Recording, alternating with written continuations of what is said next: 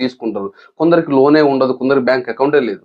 So ఇవన్నీ ఉన్నా కూడా లోన్ ఇవ్వాలంటే ఖచ్చితంగా రిజిస్ట్రేషన్ అయిన భూమి ఉండాలి, ఆ భూమికి వాల్యుయేషన్ ఉండాలి. ఆ భూమికి ఎంత వాల్యూ అయితే అంతే లోన్ అక్కడ ఇస్తారు. గ్రామాలలో భూములు ఎంతలో ఉన్నాయి? ఒక గుంట 5 లక్షలు 6 లక్షలు, ఒక్కొక్కడ 30,000 40,000 20,000. ఒక్కొక్క దానికి పేపరే ఉండదు, ఒక్కొక్క దానికి రిజిస్ట్రేషన్ ఉండదు. ఇక పట్టణాలలో అక్కడ పట్టణాలు ఏవైతే ఉన్నాయో పట్టణాలలో మురికి వాడలలో ఉండే స్లమ్ ఏరియాస్ ఉండే వాళ్ళకు ప్రభుత్వం ఇచ్చిన పట్టాలు ఉంటే ఆ పట్టాల మీద రుణాలు రావు. అట్లా అని చెప్పి వాళ్ళు రిజిస్ట్రేషన్ చేసుకున్నామంటే రిజిస్ట్రేషన్ చేసుకునే పరిస్థితి ఉండదు. మరి ఇంకెవరికి ఇస్తా అన్నట్టు, ఇంకెవరికి వస్తా అన్నట్టు? ఈ 20% ప్రజలు ఎవరైతే ఉన్నారో వాళ్ళు మాత్రమే లోన్లు తీసుకుంటారు.